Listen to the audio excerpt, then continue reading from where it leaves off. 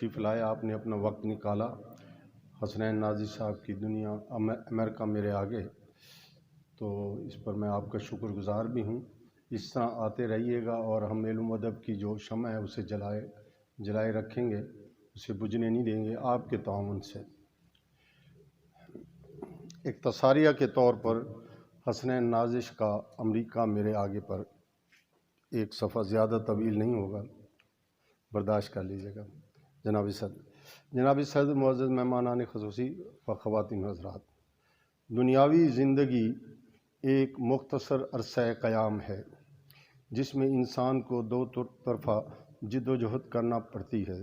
ایک طرف تو اسے دنیاوی معاشرے کے لیے ہاتھ پیر ہلانے ہیں اور دوسری جانب عمل کے ذریعے اللہ تعالیٰ سے اپنے ربط کی تجدید کرنی ہے، اور عملاً اس بات کا یقین حاصل کرنا ہے کہ سب کچھ اللہ کی طرف سے ہے، اور یوں انسان کو آدمی ہوتے ہوئے شکر گزار بندہ بننے کی عادت ڈالنی ہے کہ ماضی کی حسرت نوحے کی مصروفیت تمناؤں کی بھول بھلیوں میں مار دیتی ہے، اور زندگی کے رائگاں چلے جانے کا خوف دامنگیر ہوا کرتا ہے۔ حسنین ناظر بھی اسی دھرتی کا باعمل اور متحرک ایک ایسا انسان ہے جو ان دونوں امور کی طرف توجہ رکھتے ہوئے مناظر فطرت کو دیکھنے کی تمنا سجائے ادھر ادھر آنے جانے کا خواہش مند ہے، اور یہی وجہ ہے شکر گزاری کے ساتھ ساتھ منظر نگاری کو قلم بند کرتے ہوئے امریکہ میرے آگے کی شکل میں اپنی سفری رودات قارئین اور آج جملہ سامعین کے لیے یہ کتاب، یہ سفری یادداشت ہمارے سامنے لے آئے ہیں، جس میں ان کا سیاحتی اشتیاق اپنے انداز میں تحریر و تقریر کی شکل میں موجود ہے۔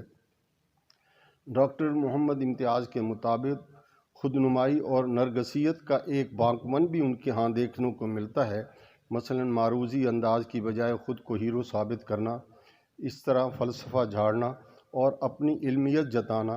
لیکن موصوف کی اس رائے سے جزوی اتفاق کرتے ہوئے مجھے تو یہ کہنا ہے کہ سر دست ہمیں ان مقامات اور واقعات و حالات کا ہمیں چونکہ علم نہیں اور ہم کم و بیش لا علم ہیں، تو پھر انہونی اور انوکھی گفتگو میں ہمیں علمیت اور فلسفیت نظر نہ آئے گی تو پھر کیا نظر آئے گی؟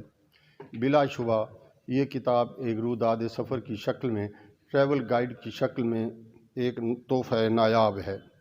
اسے سفر نامہ کہنا میرے نزدیک مصنف اور کتاب کے اندر موجود مواد سے زیادتی ہوگی، کیونکہ خارجی احوال سے متعلق جملہ گفتگو کتاب میں موجود تحریروں کو روداد نویسی کی طرف لے جاتی ہے، اور میں سمجھتا ہوں کہ آج کے دور میں روداد نویسی کم لکھی اور سنائی جا رہی ہے، اور اس ادبی تحرک کو زندہ رکھنے کے لیے حسنین ناظر مبارکباد کے مستحق ہیں۔ اور ہاں، یہی سبب ہوگا کہ 2020 میں شائع ہونے والی امریکہ میرے آگے کی پذیرائی 2 سال گزرنے کے باوجود، یعنی 2022 میں بھی اسی طرح جاری و ساری ہے جیسے پہلے دنوں میں تھی۔ 158 صفحات پر مشتمل یہ کتاب واپسی سے پہلے سارا کے سموسے اور چکن بریانی پر ختم ہوتی ہے، اور ڈاکٹر امتیاز کے دیباچے کولمبس ثانی سے اپنے سفری آغاز سے ہوتے ہوئے نیو یارک میں پہلی صبح، اولڈ ہوم میں ایک صبح، وہ ایک جھگڑا، امریکن نیچرل ہسٹری میوزیم، بحر اوقیانوس کی ساحل پر، اور دیوی جی کے چرنوں میں جیسی خوبصورت تحریروں سے آراستہ ہے، اور بالآخر وائٹ ہاؤس کی سیر کی لذت سے لطف اندوز ہونے کے بعد سیر شکمی کے بعد اختتام پذیر ہوتی ہے، جس میں امریکی تہذیب و تمدن کے ساتھ ساتھ دیگر یورپی ممالک کی سیاحت کی آئینہ داری بھی ہے۔ اس کتاب میں گفتگو، مکالمات، معلومات، سیاسیات کے ساتھ ساتھ ڈھکے چھپے انداز میں کچھ ایسے تہذیبی و تمدنی سوالات بھی اٹھائے گئے ہیں جو کتاب کو پڑھنے کی ترغیب دیتے ہیں، اور از خود ان کے جوابات ادھر ادھر بکھرے نظر آتے ہیں۔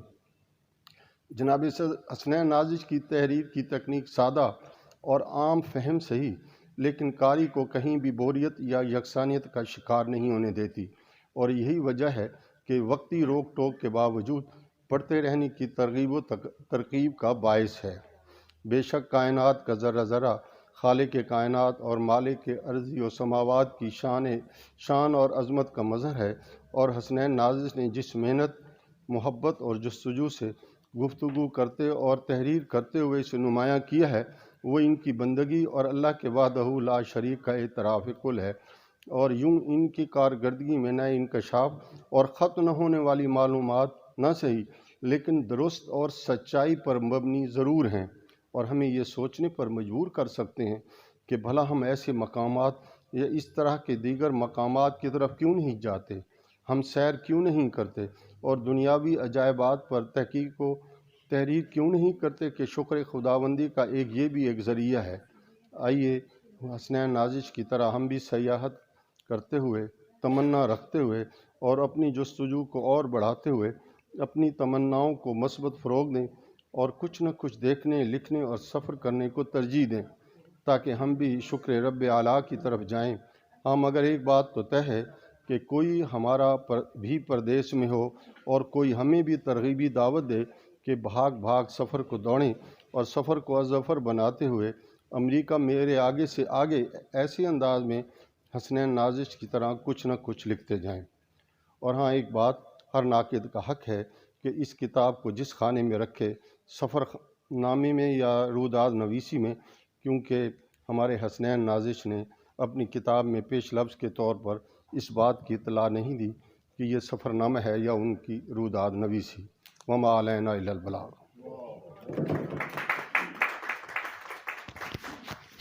ان کی لکھی ہوئی نظم امریکہ میرے آگے کے حوالے سے وہ پیش کریں گی محترمہ رفعت وحید صاحبہ۔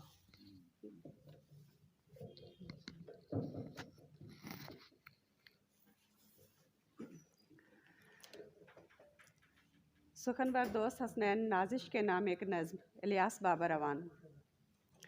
سمے کی دھند میں جہاں قریب میں پڑا ہوا چراغ تک نہ دکھ سکے، سمے کی دھند میں جہاں قریب میں پڑا ہوا چراغ تک نہ دکھ سکے، تمہارا ذو فشاں کلام چشم ہم ربا بنا، تمام راستے کے موڑ حسن میں ڈھلے ملے، ادھر ادھر گڑی ہوئی سجیل پتھروں کی رو، نہ جانے کن مسافروں کی داستاں بنی ہوئی سفر کی دھول بن گئی۔ تم اس خرابہ ہائے بے پناہ میں بڑھے گئے، بہت سے در کھلے ملے، کہیں پہ سنگ چیر کے اسی کو جادہ کر لیا، سخن تمہارا ہو گیا اگر ارادہ کر لیا۔ تمہارے دوستی کے حرف پارے جیب میں پڑے پڑے بہار ہو گئے، بہت سے پھول ان کی شاخ سبز گاہ میں ڈھل گئے، تمہاری کامیابیاں کتاب وار روشنی خوشی کا اہتمام ہے، جہاں شعور حرف ہے وہاں تمہارا نام ہے۔ یہ ہے کہ حسنین نازش سے ہمارا بہت زمانے کا تعلق ہے، اور انہوں نے اپنی پیدائش کے وقت بھی یہ کیا کہ جب میری پہلی کتاب شائع ہوئی اس کا نام تھا پہلی اڑان، تو اس کے بعد انہوں نے جب اپنی کتاب لکھی تو اس کا نام بھی پہلی اڑان تھا۔ اب آج کی تقریب کے لیے ان کا حکم بھی تھا، اور میں نے ایک مضمون جو پچھلی تقریب میں پڑھا تھا اس کو جب ریوائز کیا تو کچھ 10-12 صفحے کا بن گیا۔ اب یہ آپ کا چوائس ہے کہ وہ سناؤں یا پہلے والا سناؤں۔ میرا خیال ہے کہ میں پہلے والا سنا دیتا ہوں، کیونکہ مضمون تو جیسا بھی ہے، سامعین بدل گئے ہیں، تو نئے سامعین کے لیے وہ مضمون بھی اتنا ہی اہم ہے جتنا کہ آج کا مضمون۔ حسنین نازش کے آگے امریکہ۔ حسنین نازش اور مجھ میں قدرے حد تک قدرے مشترک 1977 میں شائع ہونے والا میرا پہلا شعری مجموعہ اور اس کے کئی سال بعد اس کے افسانوں کا مجموعہ ہے، جو دونوں ایک ہی عنوان پہلی اڑان کے نام سے شائع ہوئے۔ اس کے بعد وہ افسانوں کی جگہ سفر نامہ نگاری کرنے لگے، یوں ترکی اور چین کو پیچھے چھوڑ کر اور امریکہ کو اپنے آگے رکھ کر، بلکہ آگے لگا کر، حسنین نازش نے اپنے سفر نامے کی ہیٹ ٹرک مکمل کر لی ہے۔ ترکی اور چین کے اسفار میں بھی اسلام ان کے ساتھ ہم سفر رہا۔ اب امریکہ میرے آگے کہنے کا مطلب یہ نہیں کہ وہ غالب کی زبان میں کعبہ میرے پیچھے ہے، کلیسا میرے آگے کہہ رہے ہیں، بلکہ آخری خبریں آنے تک یہ حضرت Netherlands, Switzerland, Germany, Austria, France और बेल्जियम भी देख रहे हैं। चुनांचे हम कह सकते हैं कि एक सितम और मेरी जहाँ अभी जहाँ बाकी है। ख़वातीन और हज़रात, सफ़रनामे पर बात करने से पहले मैं जो कहूँगा मुमकिन है हसनैन नाज़िश उसकी तरदीद कर दें, मगर सच कह देना भी ज़रूरी है। मैंने यह सफ़रनामा पढ़कर यूँ महसूस किया कि ये किसी कले मुले बंदे दा कम नहीं। पंजाबी में इसे तो कोई 1 दर्जन मुख्तलिफुल मिजाज दोस्तों ने मिलकर इस सलीके से लिखा है कि बज़ाहिर ये जानदार सफ़रनामा यकजान है, मगर जब पढ़ें तो इसके अंदर से बहुत से मुख्तलिफ जायके आपकी हिस्से जायका को सैराब और शाद काम करने लगते हैं। चुनांचे इन तमाम का क्रेडिट महज एक शख्स को नहीं जाना चाहिए। इस सफ़रनामे का एक हिस्सा एक ऐसे तारीख़दान ने लिखा है जो दौरान सफ़र तारीख़ के औराक पलट कर हमें कहीं कहीं किसी मुकाम की ज़रूरत से ज़्यादा तारीख़ी तफसीलात बताता जाता है। इसी तरह ये एक मील ब मील या किलोमीटर बे किलोमीटर ज़मीन का गज़ बनने वाले जोग्राफिया दान का सफ़रनामा है, जो ज़मीन का अर्ज़ व तूल ही नहीं नापता बल्कि इस अमल में ज़मीन की खुदाई करके माजी की बहुत सी तवारीख़ के मनाज़र भी निकालता और हमें उनकी तफसीलात से आगाह करता है। इस सफ़रनामे का जो हिस्सा अफसाना निगार ने लिखा है उसकी उम्दगी, मंजर निगारी और अफसाना तराजी के क्या कहने। एक उम्दा नस्सार की तरह उसने अल्फाज पर पूरी तरह गिरफ्त करके मोती परोए हैं। फिर एक माहिर तालीम ने भी इसमें अपना हिस्सा डाला है। माहिर तालीम जब क्लास में लेक्चर दे रहे होते हैं तो कुछ तवालत फंदी का शिकार भी हो जाते हैं। लेक्चर का शौकीन माहिर तालीम तहरीरी लेक्चर से भी नहीं थकता, मगर जब शायर अपना हिस्सा एक मुनफरिद जमालियाती और रूमानी उसलूब में सफ़रनामे में डालता है तो फिर कारी सफ़रनामा पढ़ने के साथ साथ इसे बार बार दिल से भी लगाता है। और ज़रूरी नहीं कि ये शायरी नज़मिया अंदाज ही में हो, नसरी शायरी का भी एक अलग लुत्फ़ होता है। कमाल की जमालियाती मंजर निगारी का एक मुख्तसर इक़्तिबास मुलाज़ा हो जिसमें एक अकेला बूढ़ा अमरीकी बैठा है और एक चिड़िया उसे मिलने आती और यूं हम कलाम होती है। चिड़िया ने दाना चुगा और चूं चूं करने लगी। चिड़िया की चूं चूं में बड़े मियाँ ने अपनी मुस्कुराहट और तालियों की हल्की हल्की गूंज शामिल कर दी। फ़ज़ा में जैसे घंटियां बजने लगीं, मसरतों के शादियाने बढ़ने लगे, यूं खिलवत की गहरी खामोशियों में जलवत की रोशनियां झिलमिलाने लगीं। यहीं इस शायर के हाथ से कलम छीन कर एक दिल फेंक और नज़रबाज आशिक अपने अंदाज दिखाने लगता है और उसने पूरे सफ़रनामे में अपना गहरा तासुर कायम करने में कोई कमी नहीं छोड़ी। फिर जब इस सफ़रनामे के लुत्फ़ को दो अच्छा या सह अच्छा करने की खातिर मिज़ाज निगार कलम थाम कर अपना काम दिखाना शुरू करता है तो मिज़ाज निगारी और शगुफ्तगी का एक माहौल पैदा करने में बहुत कामयाब रहता है। मिसालें पेश करूं तो बात लंबी हो जाएगी, मगर फिर उस दिल फेंक, नज़रबाज और बेबाक बंदे का जिक्र रह जाएगा जिसने फ़राख दिली से इस सफ़रनामे में अपना हिस्सा डाला है और जिसकी नज़र ख़वातीन की खुश लिबासी पर जितनी गहरी पड़ती है उतनी ही उनकी बेलिबासी पर भी पढ़कर जमालियाती अंदाज में ढल जाती है और जिसका कलम दिल की धड़कन से हम आहंग होकर ज़िक्र उस परिवश का और फिर बयान अपना का नादिर नमूना बन जाता है। मुख्तलिफ मकामात पर मौजूद शादीशुदा या गैर शादीशुदा जोड़ों या सेम जेंडर जोड़ों पर यह बंदा ख़ास तवज्जो देता है और उसका कलम भी इन मनाजिर से लज्जत कशीद करके हम तक पहुंचाता है। सिर्फ एक मंज़र का टोटा देखिए, एम्पायर स्टेट बिल्डिंग की 86वीं मंजिल पर खूबरू हसीनाएँ हबशी सिक्योरिटी गार्ड्स के साथ लिपट कर चिपक कर तस्वीर बनवा रही थी। इन हसीनाओं की निस्बत स्याह फाम सिक्योरिटी गार्ड्स के दीदे ज़्यादा चमक रहे थे और उनके काले काले चेहरों से सफ़ेद दांत यूं खुल कर सामने आ रहे थे जैसे हबशियों को इसी दुनिया में हूरों का संग मिल गया है। ऐसे कई मुकामात आओ और भी हैं। कहाँ तक सुनोगे, कहाँ तक सुनाऊं, लेकिन मेरे लिए भी और हसनैन नाज़िश के लिए भी मुनासिब यही है कि इस थोड़े लिखे को बहुत समझा जाए। हाँ, जिन साहब को मज़ीद कोई रहनुमाई दरकार हो वो मुझसे सफ़रनामे के अहम सफ़ात नंबर मालूम कर लें और ख़ुद पढ़ लें। یہ حکایت لذیذ و دلچسپ اور بھی طول کھینچ سکتی ہے کہ اس میں شریک سفر ناموں نے دیگر جن زاویوں سے لکھا ہے ابھی ان کا ذکر ہونا باقی ہے، مگر وقت کم ہے اور مقابلہ سخت، اس لیے فی الحال اس تحریر کو اس حکایت کی پہلی قسط سمجھیں، اور عارضی طور پر اپنے تاثرات کو تمام کرتے ہوئے صرف یہ کہنا چاہتا ہوں کہ اس سفر نامے کے بارے میں جو میں نے شروع میں کہا تھا کہ یہ کسی کلے ملے بندے دا کم نہیں، تو میں نے غلط کہا تھا۔ اصل میں تو یہ ایک ہی ایسے بندے کا کام ہے جس کا نام ہے حسنین نازش، اور اسی نے مختلف کردار نبھاتے ہوئے اور مختلف روپ دھارتے ہوئے یہ رنگا رنگ سفر نامہ لکھا ہے۔ میرے شروع کے کومنٹ کی تردید حسنین نازش کرے یا نہ کرے، میں خود کیے دیتا ہوں، اور اقرار کرتا ہوں کہ حسنین نازش کے اس سفر نامے میں اس کا مددگار کوئی اور نہیں، خود اور بذات خود حسنین نازش ہے۔ اسی نے بلا شرکت غیر یہ سفر نامہ لکھ کر ہماری لذت کام و دہن کا اہتمام کیا، اور یوں کہیے کہ مغلیہ طرز کی ایک آراستہ پیراستہ بارہ دری تعمیر کی، جس کے ہر جھروکے میں اس نے ایک ایسا مختلف منظرنامہ سجا دیا ہے کہ ہمارا دل و دماغ اس بارہ دری سے واپس جانے کو چاہتا ہی نہیں۔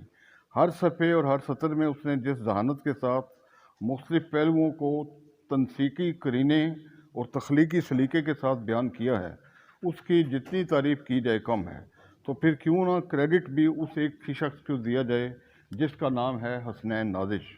ویسے بھی حسنین تو حسن اور حسین کے مرکب سے آراستہ ہو کر ہی حسنین نازش بنا ہے۔ وما علینا الا البلاغ۔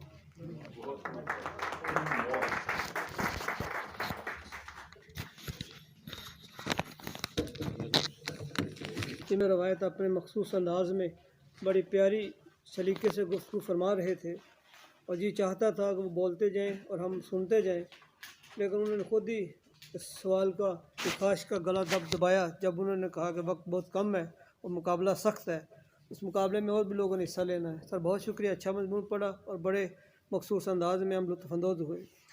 اب ایک نظم ہے پروفیسر قدسی ہیں پشاور سے، انہوں نے لکھی ہے حسنین نازش صاحب کے سفر نامہ امریکہ میرے آگے کے حوالے سے، اس کے دو تین بند ہیں، وہ میں آپ کی سماعتوں کی نظر کرتا ہوں۔ حسنین امریکہ کا سفر نامہ ہے اس میں اصناف، ادب نامہ، داستاں، شعریت، افسانہ، اجزاء صنف کے ہیں، رہے معنی، واقعات، نشات و تحریر ہے قاری کے لیے یہ روح افزا ہے، کیا علم و ادب و یرف نگہی ہے عطا وسیع لشکری شعور و آگہی، جوں جوں طے ہوتا رہا یہ سفر لگا مجھ کو ہے دوسرے مستنصر بھی، کیا ہمیں کرائی سیر حسنین اور اس کے ساتھیوں کی ہو خیر، ہم سفر راہ نمائے سفر حاصل سفر، سلام ہو سلیم کو رہا کھوج رہا کرم گستر، ایک دنیا میں ہے کتنے جہاں آباد، کہ بس چشم ما روشن دل ما شاد، ہوا کندن سفر بٹی میں کس کے تم کسوٹی میں، کتنا دلکش رہا تیرا نازش یہ سفر، مملوئے رنگ اور رامش نس بہتر کا یہ حوصلہ ہے بڑا، بڑے صبر سے سب سنا اور پڑھا۔ یہ ڈاکٹر قدسی پشاور، آپ کی سماعتوں کی نظر میں نے کیا یہ ان کا کلام۔ اب میں سفر نامہ امریکہ میرے آگے کے مصنف جناب حسنین نازش صاحب سے ملتمس ہوں کہ وہ تشریف لائیں اور اپنے خیالات کا۔ بسم اللہ الرحمن الرحیم۔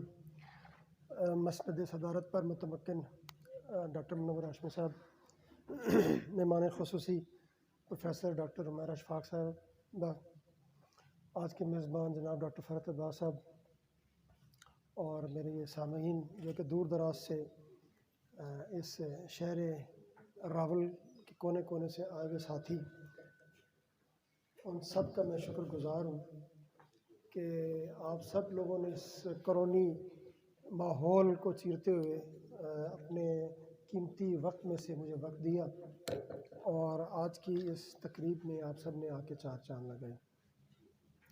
کتاب پہ اور شاید صاحب کتاب پہ بہت سے لوگ نے پہلے چند لوگوں نے گفتگو کی ہے، بعد میں میرے آنے والے دو احباب ہیں وہ بھی گفتگو کریں گے.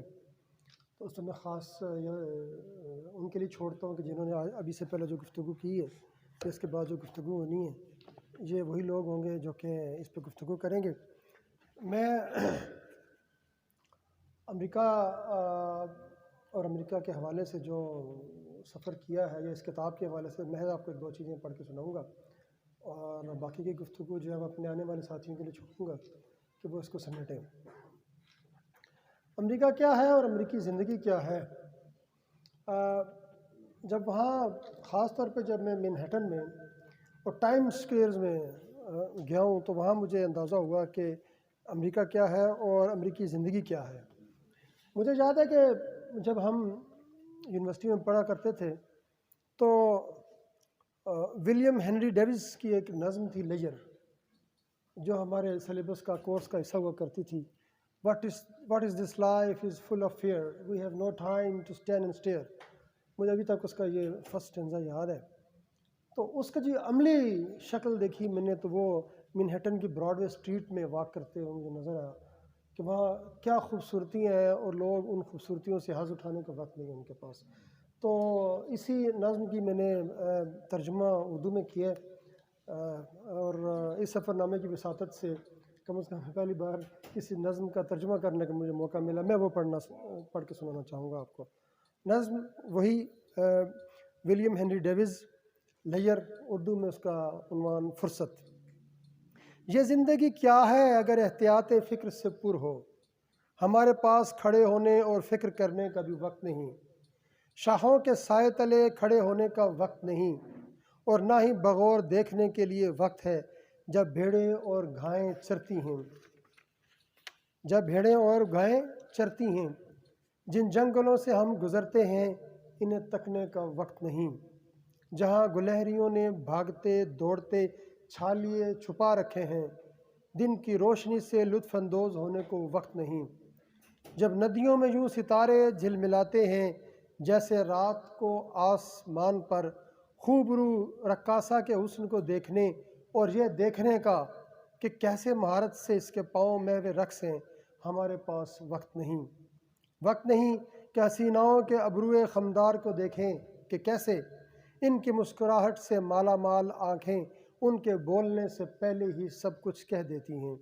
یہ زندگی ابتر ہے اگر تفکرات سے بھری پڑی ہے، ہمارے پاس کھڑے ہونے اور فکر کرنے کا بھی وقت نہیں ہے. امریکہ پہ بڑی کوشش کی ڈھونڈنے کی کوئی کلچر نظر آیا مجھے، اور وہاں جا کے یہ عقدہ کھلا کہ you are an American if you stepped in America. اور جہاں ہر وہ شخص اس کو وہ کہتے ہیں کہ وہ امریکن ہے کہ جس کے قدم جو ہے نا وہ امریکہ کی جو ہے نا وہ قدم بوسی کرتے ہیں، اگر وہ سرزمین تو شخص امریکن ہے. ایک دن میں پاسپورٹ جو ہے نا وہ ساتھ رکھ کے گھومنے لگا تو میرے میزبان سلیم نے کہا اصل میں فرضی نام ہے سلیم، یہ ایک اور نام تھے، ٹھیک ہے، وہ نہیں چاہتے تھے کہ میں ان لوگوں کے نام اس کتاب میں آئیں. ٹھیک ہے، یہ بھی میں ایک راز آپ کو کہہ دیتا ہوں. اسی لیے میں نے جو کتاب جس کے نام کی ہے ان تمام افراد کے نام جنہیں میں چاہنے کے باوجود اس سفر نامے کا حصہ نہ بنا سکا. ان کی خواہش تھی کہ ان کے اصل نام جو ہے وہ کتاب میں نہ لکھے جائیں. جو سلیم تھا وہ سلیم نہیں تھا، وہ مراد تھا، ایک ٹرکش میرا دوست. ٹھیک ہے، میں ٹرکش بھی جانتا ہوں تھوڑی بہت. اور اسی طریقے سے اور عبدالقہار تھا، عبدالقہار نہیں تھا، وہ کوئی اور تھا، کامل ترے، ٹھیک ہے، وہ تھائی لینڈ سے آیا ہوا تھا. تو خیر ان کی خواہش پہ میں نے ان کے اصل نام نہیں لکھے ہیں اس میں. تو وہاں جب میں پاسپورٹ ساتھ رکھنے لگا کسی سفر پہ، جب اس نے مجھے کہا یار why are you keeping passport with you, یار ضرورت پڑ سکتی ہے. No one will touch you. یہ الٹیمیٹ لبرٹی ہے یہاں پہ امریکہ میں. ٹھیک ہے، وہ اور ملکوں میں تم جاتے ہو تو پاسپورٹ ضرور اپنے ساتھ چپکاتے ہو، یا آپ کو کوئی ٹچ نہیں کرے، کوئی آپ سے نہیں پوچھے گا. ہاں انٹل اور انلیس آپ نے کوئی اگر کوئی ایسا وہ کام نہیں کیا، کوئی آپ نے قانون نہیں توڑا تو کوئی ضرورت نہیں ہے آپ کو. You are an American here. تو وہاں جا کے یہ عقدہ کھلا کہ یہ جتنے بھی لوگ ہیں وہ امریکنز اپنا جو ہے پتہ نہیں کہاں بیٹھا ہوا ہے. جو ریئل امریکن ہے وہ پتہ نہیں کہاں بیٹھا ہوا اوپر کہیں کسی جگہ، وہ نیچے اس کے بزنس چل رہے ہیں، آگے پھر بزنس کے اندر بزنس چل رہے ہیں، وہ ہوٹلوں کا مالک ہے اور پتہ نہیں کہاں کیا ہے. تو باقی جو لوگ ہیں وہ کوئی انڈو امریکن ہے، کوئی نہ اینگلو امریکن ہے، کوئی کیا ہے، کوئی کیا ہے، کوئی کیا ہے. تو وہ لوگ ہیں، وہی امریکہ کا کلچر نظر آتا ہے، وہ نظر آتا ہے. تو ایک بس میں واقعہ بیان کرنے کے بعد میں یہ اسٹیج کو ڈائس دوں گا. مجھے ہمیشہ ہائٹ فوبیا رہا ہے، اب بھی ہے. کل میں اپنے بچوں کے ساتھ بیٹھی ہوئی دو یہاں ایک جائل ہینڈ پارک میں گیا ہوں، تو مجھے انہوں نے کہا بابا آپ بھی کوئی رائڈ لے. میں نے کہا نو سوری، مجھے ہائٹ فوبیا ہے، شروع سے میں بہت ڈرتا ہوں. ٹھیک ہے، لیکن وہاں ہمیں وہ سلیم جو ہمارا میزبان تھا یعنی مراد، وہ ہمیں لے گیا نیو جرسی کے ایک 6 فلیگ میں. تو میں نے اسے کہا یار سلیم یہ تو بچوں کی جگہ ہے، آپ مطلب لے کے جا رہے ہیں پارک میں. انہوں نے کہا نہیں نہیں وہ تم جاؤ تو صحیح ایک دفعہ، یو ول ناٹ، یہ ایک ایسا تجربہ ہے جو زندگی بھر نہیں بھول سکیں گے. نیو یارک اور نیو جرسی ایسے ٹوئن سٹیز ہیں جیسے اسلام آباد اور راولپنڈی. تو خیر ہم وہاں چلے گئے تو وہاں اندازہ ہوا جی کہ انہوں نے صبح صبح ایک ٹکٹ لیا اور آپ تمام پارک جو ہے نا وہ آپ گھوم سکتے ہیں. اور وہاں بہت چھوٹے بچوں کے لیے الگ سے حصہ ہے، اس سے بڑوں کے لیے الگ ہے، اس سے بڑوں کے لیے الگ ہے، اور سب سے بڑوں کے لیے بھی الگ ہے. تو ہر ایک چیز ہر ایک عمر کے لوگوں کے لیے انہوں نے وہاں رکھی ہے. تو وہاں ایک اپنے دوستوں باقی جو ساتھ تھے ان کے فرمائش پہ ہم ایک جگہ چلے گئے اور وہاں لازمی ہم نے وہ رائڈ لینی تھی. وہ دنیا کے سب سے اونچی اور سب سے تیز رفتار رولر کوسٹر تھی. رولر کوسٹر ویسے ہی بہت خطرناک ہوتی ہے، یا کمزور دل ہے وہ نہیں. تو میں وہ ایک اپنا وہ احساسات ضرور آپ سے شیئر کرنا چاہوں گا. ایک ایسا آدمی جو کہ ہائیڈروفوبیا کا یا کہہ لیں کہ وہ پانی والا ہوتا ہے، میں ہائٹ فوبیا میرا، اس کا شکار ہے. تو اس پہ کیسے کیا مجھ پہ بیتی وہاں پہ، بس میں وہ آپ سے شیئر کرنا چاہوں گا. اب جی ہم لوگ اسی پورے پارک میں ہیں اور وہاں کی ایک داستان ہے جی. ہمیں درپیش اگلے دریا کی علامت کنگ داکا نام کی رولر کوسٹر تھی. سب سے زیادہ اگر کہیں ہجوم تھا تو وہ اسی رولر کوسٹر کے احاطے میں تھا جہاں اس وقت دنیا کی یہ بلند ترین رولر کوسٹر موجود تھی. اس کی بلندی 456 فٹ تھی اور اس کی رفتار 128 میل فی گھنٹہ تک تھی. اس رولر کوسٹر کے آئینی ریل ٹریک کا انتہائی سرا دیکھنے میں آسمان کی بلندیوں کو چھوتا ہوا محسوس ہو رہا تھا. سوائے مصطفیٰ کے یہاں بھی سبھی نے جی کڑا کیا. ادھر مرد و زن، بچے بڑے، مقامیوں اور سیاح ایک لمبی قطار میں کھڑے اپنی باری کے منتظر تھے. قطار میں لگے تمام افراد کی بار بار نظریں سرعت سے بھاگتی ہوئی رولر کوسٹر کی طرف جاتی، جو ابتدا میں آہستگی سے چلتی، پھر مہمیز ہوتی ہوئی یک لخت بلند ہوتے ہوتے بل کھاتی ہوئی، بالکل نوے کا زاویہ بناتے ہوئے اپنے بلند ترین مقام پر پہنچ کر لمحہ بھر کے لیے ساکت ہوتی اور پھر یک لخت جیسے فضا سے نیچے گرا دی جاتی. یہ منظر بہت سے افراد کے لیے تو پر کیف اور پر مزہ تھا، مگر میرے ایسے لوگ جو ہائٹ فوبیا کا شکار تھے کے لیے ان کی سواری کا فیصلہ از خود دل کے اٹیک کو دعوت دینے کے مترادف تھا. میں نے جب 2-4 دفعہ یہ منظر دیکھا تو دل دہل کر رہ گیا. قطار میں کھڑے کھڑے جب رولر کوسٹر کو بلند ہوتے دیکھا تو کسی حد تک مہم جوئی کا شوق مہمیز ہوتا، بلندیوں کو چھونے کی آرزویں پوری ہوتی دیکھتا، مگر بلند ترین مقام پر پہنچ کر یوں یکدم گویا گر جانا یا گرا دیا جانا خودکشی یا قتل سے کم کا منظر نہ تھا.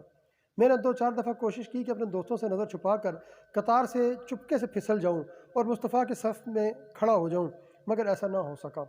خوف کی شدت سے میرے چہرے پر ایک رنگ آ رہا تھا اور دوسرا جا رہا تھا. میں نے ہمت کر کے دیکھا کہ دیکھوں اگر کوئی فرد اس رولر کوسٹر سے نیچے آن گرے تاکہ مجھے رائے فرار کا ایک نہایت معقول جواز میسر ہو سکے، مگر ایسا کوئی بھی منظر دیکھنے کو نہ ملا. ادھر انتظامیہ نے ایسا نظام وضع کیا ہوا تھا کہ قطار میں اپنی باری کے منتظر افراد کی مڈ بھیڑ کسی طور لوٹنے والے افراد سے نہ ہو. بندہ کم از کم لوٹنے والے سے ہی پوچھ لے کہ کیسی گزری. دل خستہ پر مگر ایسی کوئی صورت نہیں تھی. یوں قطار رینگتی رہی. 1 گھنٹے بعد جا کر کہیں ہماری باری آئی. ایک لوٹنے والی رولر کوسٹر پر ہمیں سوار کرا دیا گیا.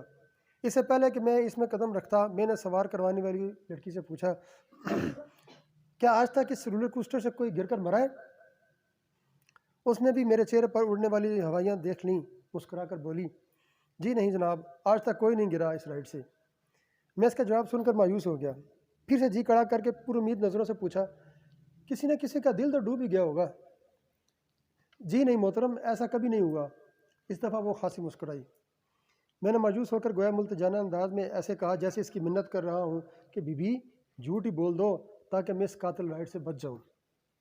کسی کو ہارٹ اٹیک تو لازمی طور پر ہوا ہوگا، لڑکی کو میری حالت پر کوئی رحم نہیں آیا اور اس نے جوانی کی تمام تر رعنائیاں اپنے چہرے پر مجتمع کیں اور کھلکھلاتے ہوئے کہا اگر ایسا آج ہو جائے تو تاریخی واقعہ ہوگا.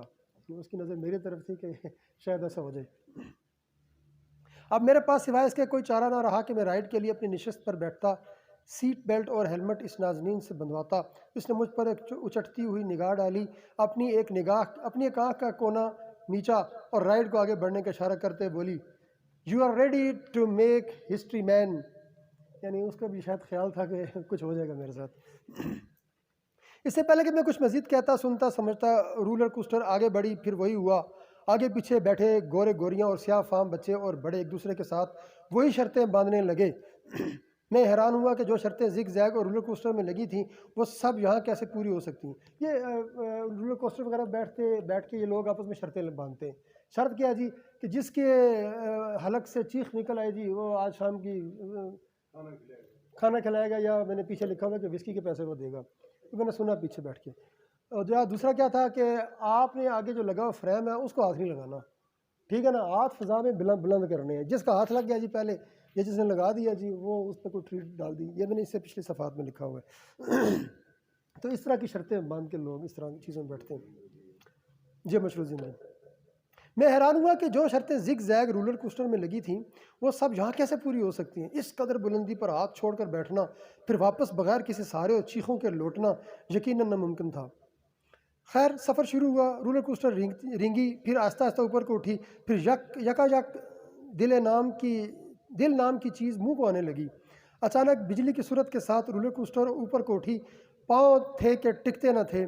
کوشش بہت کی کہ توازن رکھا جائے، اپنا سارا وزن پاؤں کے سپرد کیا جائے. ہاتھ تھے کہ آہنی پائپ سے یوں چمٹے ہوئے تھے جیسے کوئی دہشت ناک منظر دیکھ کر شیر خوار بچہ ماں کی چھاتی سے چمٹا ہوتا ہے. آنکھیں میچی ہوئی تھیں. ایک لمحے کے لیے کہیں کھلیں تو خود کو آسمان کی وسعتوں میں پایا. پھر یوں ہوا کہ یکدم رولر کوسٹر بل کھا کر اپنے انتہائی مقام پر پہنچ کر ساکت ہو گئی. کوسٹر کو ساکت کیا جانا بھی ایک دھوکہ تھا تاکہ ہم اپنی آنکھیں کھول دیں اور یہ سمجھیں کہ واپسی کی منزل آ چکی ہے. میں نے بھی ایسے ہی کیا. آنکھیں وہاں کی تو خود کو 428 فٹ بلندی پر پایا. نیچے قطار میں لگے لوگ نقطوں کی مانند نظر آنے لگے. اس سے بیشتر کہ کسی دوسری طرف نظر جاتی. رولر کوسٹر کی پستی کا سفر سرعت سے شروع ہوا. بجلی کسی تیزی سے نیچے گرے، بل کھایا اور پھر اسی تیزی سے یوں زمین کا سفر شروع ہوا کہ اس وقت اقبال کے اس مصرعے کا مفہوم سمجھ میں آیا. سریا سے زمین پر آسمان نے ہم کو دے مارا. دل واقعی بند سا ہو گیا. آنکھیں تو پہلے ہی بند ہو چکی تھیں. ہتھیلیاں پسینے سے شرابور ہو چکی تھیں جیسی اب ہیں. اب کہ نہ صرف دل بلکہ دیگر اعضائے رئیسہ بھی یخلق منہ کو آ چکے تھے. سانس بھی تھمی ہوئی تھی. اسی لمحے احساس ہوا کہ حضرت اسرائیل کے ہی ارد گرد ہی ہیں اور نمودار ہوا چاہتے ہیں. زباں پر کلمے کا ورد تھا. اتنے میں 45 سیکنڈ کی یہ رائڈ مکمل ہوئی. ہماری رائڈ آن رکی. جملہ اعضاء اپنے اپنے مقامات پر واپس آنے جانے لگے. سانسیں بھی ترتیب پانے لگیں. حواس جو باختہ تھے پھر سے اپنی درست سمتوں کی طرف ہو لیے. ہماری بوگی اب مکمل طور پر رک چکی تھی. سواریاں ایک ایک کر کے اترنے لگیں. ایک دوسرے سے شرط جیتنے ہارنے والوں میں تکرار ہونے لگی. ادھر میں تھا کہ سب لوگ اتر چکے پھر بھی خود کو نہ سنبھال سکا. میری نظر دوسری طرف کی لین پر پڑی جہاں وہی امریکی لڑکی نئی سواریوں کی سیٹ بیلٹ ہاتھ میں تھامے کھڑی تھی. اس کی نظریں مجھ پر ٹکی ہوئی تھیں. جب نظریں چار ہوئیں تو اس نے صدا لگائی I was looking for making a history from your side but alas. Thank you. شکریہ جی سب کا.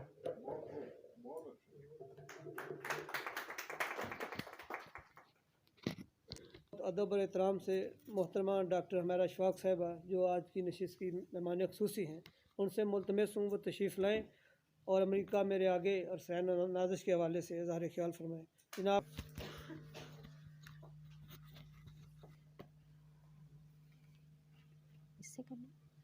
بسم اللہ الرحمن الرحیم. سب سے پہلے تو میں شکریہ ادا کرنا چاہتی ہوں کہ آپ لوگوں نے اتنی عزت دی اور اتنی محبت سے انوائٹ کیا کہ مجھے اتوار کے دن عموماً میرا گھر سے نکلنا تقریباً ناممکن ہوتا ہے، لیکن اتنے اچھے انداز میں اور اتنے محبت بھرے انداز میں بلایا گیا کہ مجھ سے نہ کہنے کی کوئی بن نہیں پڑی. القائم ٹرسٹ کا، ڈاکٹر فرحت صاحب کا اور حسنین نازش صاحب کا اور آپ سب احباب کا بے حد شکریہ. اور میں سب سے پہلے تو حسنین نازش صاحب کو مبارکباد پیش کرنا چاہوں گی جنہوں نے اردو سفر نامہ نگاری کا ایک تھوڑا سا جو ایک لگا بندھا ایک پیمانہ سا ہے جس میں ہم محمود نظامی کا نظر نامہ پڑھ رہے ہوتے ہیں یا بیگم اختر ریاض الدین کا بس وہی سفر نامہ، اور اس کے اوپر پھر جو ایک نقصان دہ چیز دوسری ہوتی ہے کہ سفر نامہ نگار نے تو ایک اپنی کیفیات لکھ دی، اور ہمارے جیسے جو مدرس ہوتے ہیں وہ پھر کلاس میں کھڑے ہو کر اس سفر نامے کو مزید محدود کر دیتے ہیں، ہم انہیں بتاتے ہیں کہ جی یہ خارج ہے، اس میں یہ باطنی حوالہ ہے، یہ ایک عورت کی نظر سے لکھا ہوا سفر نامہ ہے، اور ایک مرد سفر نامہ نگار ایسا ہوتا ہے۔ وہ بجائے یہ کہ وہ خود اپنے طور پر ایک اپنے اس کے ذہن اور شعور کے دروازے کھلیں اور وہ اس سے فہم حاصل کرے اور ہر چیز کی کرت سے ایک اپنے معنی متعین کرے، ہم اسے پہلے سے ہی متعین معنی دے دیتے ہیں، جس کو وہ بیان ہی لکھ دیتا ہے، اور ہم سفر نامے سے حظ اٹھانے سے، سفر نامے کو سمجھنے سے ایک دیوار بن کر خود استاد کھڑے ہو جاتے ہیں۔ یہ میں اعتراف کرنا چاہتی ہوں۔ اس لیے اس سفر نامے کی جو سب سے اہم چیز ہے کہ یہ ابھی بحث بھی ہو رہی تھی، سفر دیباچے میں بھی یہ بات کہی گئی کہ کیا یہ روداد ہے یا سفر نامہ ہے۔ یہ مکمل ایک سفر نامہ ہے جس میں سفر کی روداد ہے، جس میں تاریخی حوالے موجود ہیں، جس میں کیفیات ساتھ ساتھ ہیں۔ آپ کا جو ایک سفر کرنے والا جو مسافر ہے اس کا امیڈیٹ رد عمل موجود ہے۔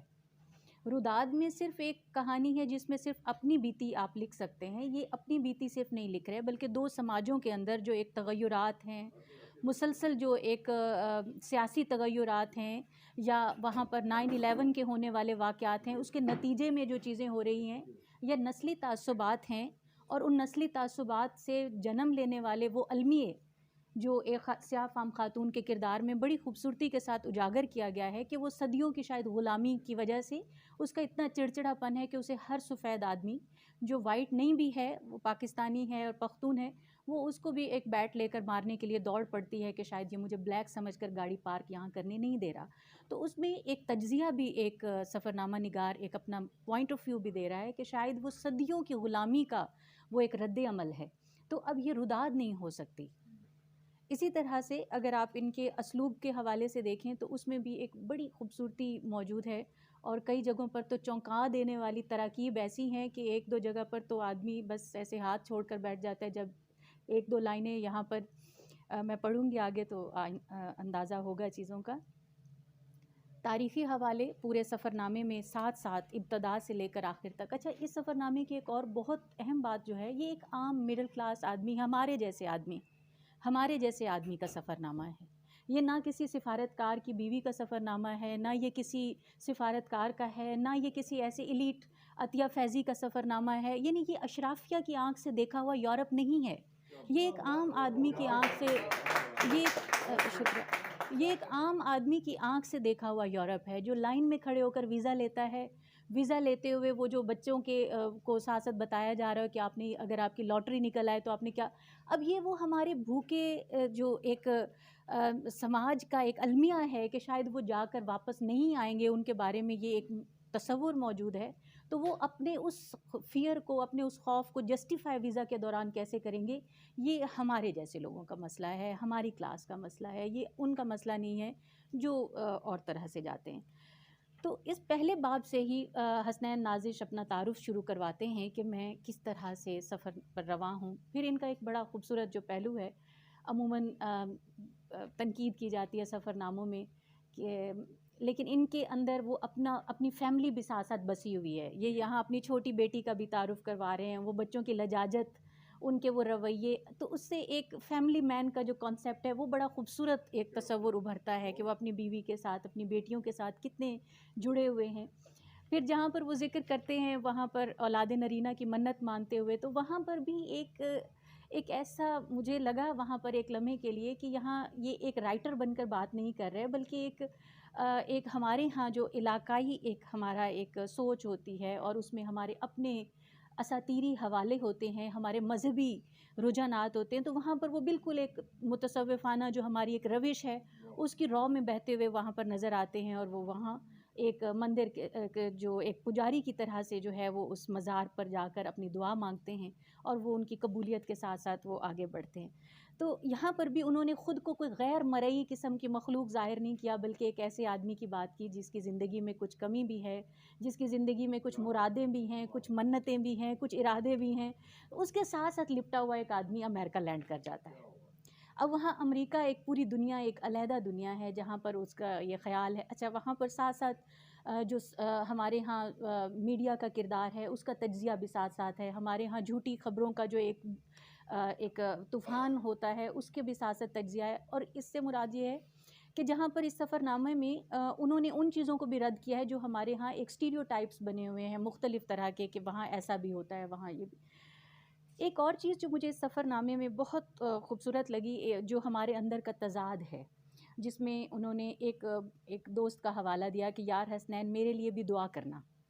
اب یہاں اس ایک لائن میں پوری بات سمجھ میں آتی ہے کہ جیسے وہ ہم نے قبلہ و کعبہ ہی ہم نے امریکہ کو سمجھ لیا، کیونکہ کوئی مدینہ جاتے ہوئے، کوئی مکہ جاتے ہوئے تو ہم کسی کو کہہ دیں، زیارات پر جاتے ہوئے ہم کسی کو کہہ دیں کہ آپ وہاں پر جا کر ہماری طرف سے دعا کرنا. لیکن امریکہ جا کر ہمارے لیے دعا کرنا کا مطلب یہی ہے کہ ہمارے اندر ایک اور طرح کا بت ہے جو مادیت سے اتنا جڑا ہوا ہے کہ ہم کہتے ہیں کہ ہمارے لیے بھی دعا کرنا، اور ہمارا قبلہ و کعبہ وہیں پر ہے. تو اسی طرح شکریہ.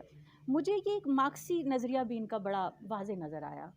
یعنی پتہ نہیں حسنین نازش کو خود اس بات کا ادراک ہے یا نہیں، یہ مارکسسٹ بھی ہیں کہیں پر. اور یہ ان کے اندر وہ جو ایک تصورات ہیں، جو ایک اونچی بلڈنگ پر کھڑے ہو کر یہ دنیا کو دیکھ رہے ہیں، وہاں پر جہاں یہ باقی مطلب کالے غلاموں سے لپٹتی ہوئی لڑکیاں بھی انہیں نظر آ رہی ہیں، لیکن وہیں پر خودکشی کرتے ہوئے وہ 3 درجن سے زائد لوگوں کو بھی وہ یاد کر رہے ہیں. کہ یہاں پر ایک اور حوالہ جو امریکہ کا ہے کہ وہ امریکہ کو گالی نہیں دے رہے، وہ اپنے سماج کی بڑائیاں نہیں بیان کر رہے، اپنی روحانیت کے گن نہیں گا رہے، بلکہ وہاں پر وہ 2 سماجوں کا تجزیہ کیے بغیر کچھ مثالیں اس طرح کی انہوں نے سفر نامے میں رکھ دی ہیں جس سے قاری خود بخود سمجھ جاتا ہے کہ ہم کہاں پر کن سوسائٹیز کو جو ہے آئیڈیلائز کر رہے ہیں، اور ان کے اپنے اندر وہ کیا تضادات ہیں جہاں خودکشیاں غربت کی وجہ سے ہو رہی ہیں. تو یہاں پر جو ہم نے ایک ان سپر پاورز کے بارے میں ایک کانسیپٹ بنا لیا ہے کہ وہاں جا کر شاید ہماری تقدیر بدل جائے گی، تو ہماری شاید تقدیر کے تالے کی کنجی وہاں پر ہے. تو وہ ساتھ ساتھ ان چیزوں کی طرف بھی نشاندہی بڑی خوبصورتی کے ساتھ کرتے ہیں، لیکن وہاں پر وہ ایک مصلح بن کر نہیں کرتے. یعنی وہاں وہ سر سید احمد خان نہیں بن جاتے کہ جہاں پر وہ اپنی فوری طور پر صدیوں کی جو ایک تصورات ہیں ان کو رد کرتے ہوئے یورپ کے حوالے دیتے ہیں. تو وہاں پر وہ ایک عام آدمی کی طرح چیزوں کو دیکھتے ہیں. ایک اور چیز جو فری ہگز کا کانسیپٹ ہے، اس میں ایک پورا باب انہوں نے لکھا ہے اس میں کہ ایک آدمی کھڑا ہے جو بازو کھول کر کھڑا ہے کہ فری ہگز ہیں. اس میں بھی میں نے اسے جس طرح سے دیکھا، وہ ایک استعماری جو ایک طاقتیں ہیں، مجھے لگا کہ یہ اس کا ایک پورا سمبل بن سکتا ہے، ایک پوری علامت بنتی ہے. کیسے علامت بنتی ہے کہ وہ ایک معصوم 3rd ورلڈ کنٹریز کا آدمی، اسے لگتا ہے شاید اس سے ملنے کے لیے کوئی تیار نہیں ہے، وہ اسے مظلوم سمجھ کر اسے لپٹ جاتا ہے پوری محبت کے ساتھ، پورے خلوص کے ساتھ، اور وہ تھوڑی دیر کے بعد ایک بیج نکالتا ہے کہ $1 اس فری ہگ کا. اب یہ ہمارے ہاں جو ایک استعماری طاقتوں کا ایک ویلفیئر کا جو کانسیپٹ وہ 3rd ورلڈ کنٹریز کو دیتے ہیں، یہ بالکل ایسا ہی ہے کہ ہم یہاں پر اگر انگریزی استعمار کو دیکھیں تو اس میں بھی یہی تھا کہ ہم ان کو سدھارنے آئے ہیں، ہم ان کو ٹرینز دے رہے ہیں، ہم ان کو علاج دے رہے ہیں، ہم ان کو ایجوکیٹ کر رہے ہیں، اور اس کے اندر ایک اپنا جو ایک فری ہگ کے ساتھ $1 کا بیج ہے وہ موجود تھا. اور اسی طرح امریکہ کا یہ ایک فیس، یہ ایک چھوٹی سی مثال ایک پورے امریکن کا جو ویلفیئر کا 3rd ورلڈ کنٹریز کے ساتھ جو ایک ٹریٹ ہے، اس کا جو سلوک ہے، یا ان کے جو ایک لبھا دینے والے پروجیکٹس ہیں، اس کے اندر یہ بات بڑی واضح ہے کہ وہ کس طرح سے چیزوں کو سوچتے ہیں، اور ایک مشرقی آدمی کتنا سادہ ہے کہ وہ جا کر لپٹ جاتا ہے اپنی محبت کے ساتھ ایک انسان دوستی کے اندر. 9/11 کے حوالے سے بھی چیزیں اسی طرح سے بڑی خوبصورتی کے ساتھ تجزیاتی انداز میں انہوں نے لکھی ہیں. اچھا، دوسری چیز جو ایک اور واقعہ اسی میں جب میں نے انہیں مارکسسٹ کہا تو یہ جہاں پر ڈیول ٹری کا ذکر کرتے ہیں، ڈیول ٹری کہ ایک ایسا درخت جہاں پر کسانوں نے خودکشیاں کی ہیں، ایک ایسے گھر کا ذکر کرتے ہیں جہاں پر ایک ایسا گھر جہاں پر ایک آدمی اپنی کسی فرسٹریشن میں پورے خاندان کو قتل کر کے درخت پر جھول جاتا ہے، لیکن لوگ اس کو سمجھتے ہیں کہ شاید یہ کیا اس کو کہتے ہیں جو دن ہوتا ہے، ہاں ہیلوئن، وہ سمجھتے ہیں کہ شاید یہ اس کا کوئی ڈھونگ ہے، یا جس طرح سے باقی لوگوں نے پتلے سجائے ہیں تو یہ بھی ڈرانے کے لیے درخت کے ساتھ جھولا ہوا ہے. اب یہ ہمارے معاشرے کی تصویر کشی نہیں ہو سکتی، یہ ایک ایسے معاشرے کی ہو سکتی ہے کہ جہاں پر خوف بھی، موت بھی ایک تماشا ہے، کہ اس تماشے کی 2-3 مثالیں انہوں نے اس انداز میں دی ہیں کہ وہاں درخت سے جھولتے ہوئے آدمی کو بھی وہ ایک تماشا، ایک کھیل، ایک حصہ سمجھتے ہیں. اور پھر جس طرح سے انہوں نے کوسٹر میں بیٹھے ہوئے وہ خوف کے وہ شرائط، وہ چیزیں، وہ جوا خانے، اب یہاں پر وہ معاشرتی برائیاں نہیں گنوا رہے، لیکن معاشرے کے اندر وہ جو تھرل کا کانسیپٹ ہے کہ کسی بھی طرح سے خوشی حاصل کرنے کی ایک جد و جہد ہے دراصل، کیونکہ اتنے مکمل معاشرے بظاہر وہ بہت تنہائی کا بھی شکار ہوتے ہیں. وہاں کا فرد کتنا اکیلا ہے، تو وہ اپنے لیے جوائے، اپنے لیے خوشی، ہیپینس کے لیے وہ جن دروازوں کو ناک کرتا ہے اس میں وہ اس طرح کے بڑی ڈرا دینے والی گیمز ہو سکتی ہیں، وہ خوف زدہ کر دینے والے تھرلر ہو سکتے ہیں، وہ خودکشی کرنے کے طریقے ہو سکتے ہیں. اور پھر خودکشی بھی کون سی عمارتوں سے، ایسی عمارتوں سے جو خبر بن سکیں، اخبار کا پہلا صفحہ بن سکیں.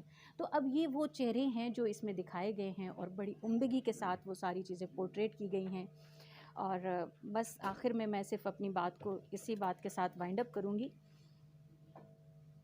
کہ ایک نسلی تعصبات، 9/11، یہ سارے واقعات ہیں امریکہ کے ساتھ جڑے ہوئے ہیں، لیکن اس کے باوجود حسنین نازش ہمیں ایک محبت کرنے والا، محبت کا مسافر نظر آتا ہے، جو وہاں جا کر عورتوں کے کپڑے پورے ہیں کہ ادھورے، اس بات سے زیادہ اس بات کی طرف نشاندہی کرتا ہے کہ وہ کتنی محرومیوں کا شکار ہے. وہ کس طرح سے ایک دوست کو منانے کے لیے آئی ہے کہ میرے 2 بچوں کے باوجود تم مجھ سے شادی کے لیے راضی ہو جاؤ. تو وہاں پر وہ عورت کے ساتھ جڑے ہوئے ان مسائل کو بھی اتنی عمدگی کے ساتھ، اتنی درد مندی کے ساتھ دکھاتے ہیں کہ مجھے اس میں جتنی بھی عورتیں نظر آئیں تو مجھے تو اس میں ساری ہی پوری نظر آئیں، پورے لباس کے ساتھ نظر آئیں اور پورے مسائل کے ساتھ نظر آئیں. تو بہت شکریہ. حصہ نہیں بنا سکے. یہاں میں سمجھتی ہوں کہ سارا سفر نامہ ہے، پورا سفر نامہ، اور یہ امریکہ میرے آگے ہے ہی انہیں کے نام، یا اس میں بھی حصہ ہی سارا امریکہ ہے. یہ پوری کتاب کا حصہ یہ وہی ہے جو ان کے نہا گوشوں میں، سفر نامہ نگار کے نہا گوشوں میں موجود ہے. کوئی بھی سفر نامہ جو ہے وہ اپنی اس حوالے سے انفرادیت رکھتا ہے کہ اس سفر نامے کا اسلوب جو ہے وہ اسلوب کی وجہ سے انفرادیت رکھتا ہے.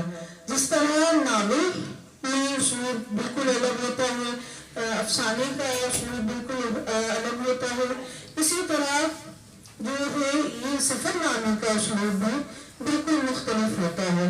اور حسنین نازش کے ہاں میں نے یہ دیکھا کہ ادراک کے ساتھ ساتھ وہ ایک ادراک کے ساتھ معلومات ہمیں دیتے ہیں. اپنی معلومات میں وہ اس قدر مخلص اور سچے ہو جاتے ہیں کہ وہ ایک منظر کو اس طرح عکس کرتے ہیں جیسے ایسا لگتا ہے جیسے ہم خود وہاں پہ پہنچ چکے ہوں. ایک اچھے سفر نامہ نگار کی یہ بڑی اچھی خوبی ہوتی ہے کہ وہ ایک جو قاری ہے، پڑھنے والا ہے، وہ اس کو اپنے ساتھ لے چلیں.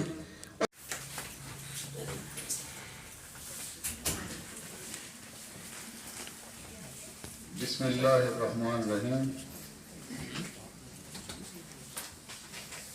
آج کی یہ تقریب محترم ڈاکٹر فرحت عباس صاحب کی تنظیم اور انصرام کے ساتھ یہ نقل ہو رہی ہے. ڈاکٹر صاحب کا اہل ادب پر بہت احسان ہے کہ وہ اس طرح کی تقریبات منعقد کرتے رہتے ہیں. اور پھر ایک اور احسان یہ ہے کہ یہ تقریب حسنین نازش صاحب کے اعزاز میں کی جا رہی ہے. یہ کتاب جو میرے سامنے ہے